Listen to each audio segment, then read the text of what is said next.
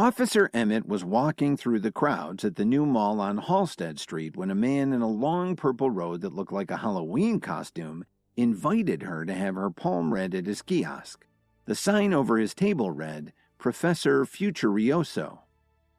"Sorry, I'm not interested." Officer Emmett smiled and shook her head. She'd never bought into any of that stuff.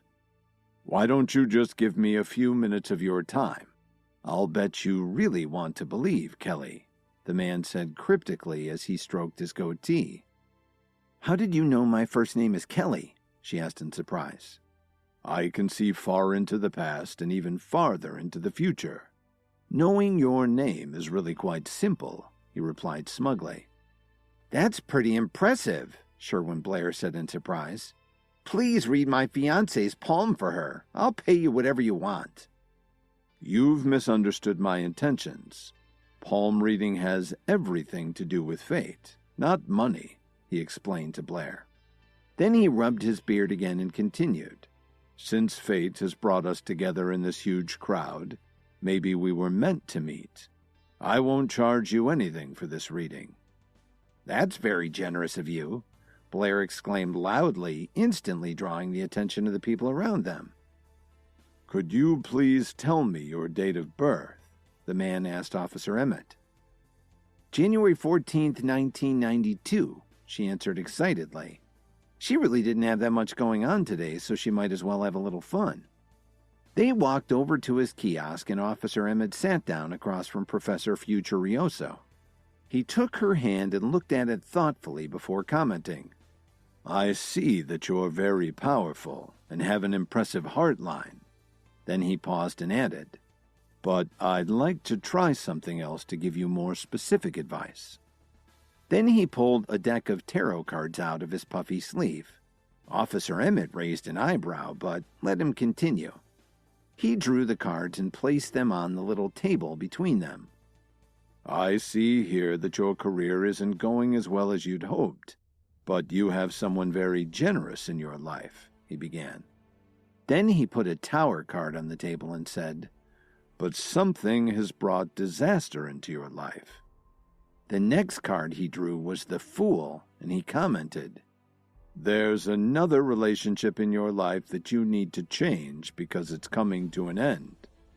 Strangely, the face on the character looked a little bit like Kevin, but Officer Emmett put that down to coincidence.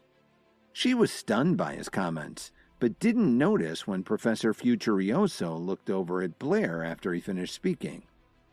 Then he continued, "It looks like you need to make an immediate change so that your life and career can get back on track." "Then what should I do?" Officer Emmett wondered. In spite of her skepticism, she was starting to believe him. It was true that she'd had a lot of setbacks at work, especially her failure to make any progress with the Myriads or the Alliance. This guy was accurate so far. Maybe he could suggest a solution for her. "It's very simple.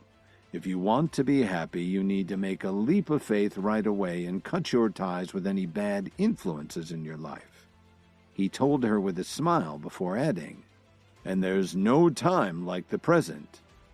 She looked at him in shock and understood right away what he was talking about. Then the man nodded and turned to look at Blair. "It seems to me that this is the man who will bring you that happiness. You're destined to be together." When she heard this, Officer Emmett started to feel a little emotional.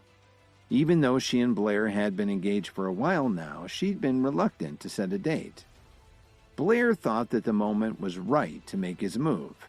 He got down on one knee and pulled out a small velvet jewelry box.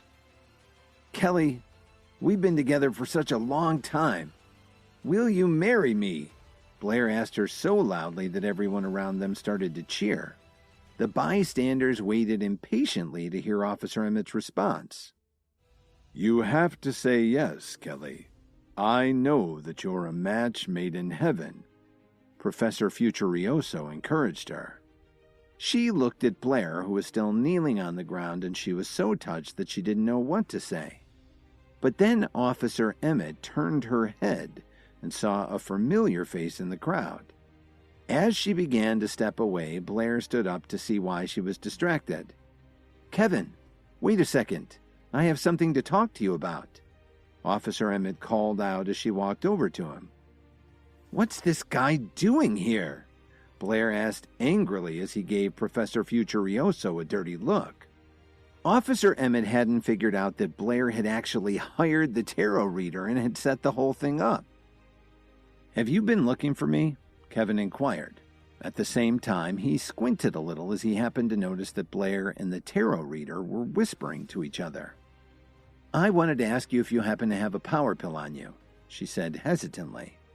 As it turns out, she wanted to ask Kevin for one when she saw him on campus for the first day of school, but because of the fight between Kevin and Blair, she never got the chance.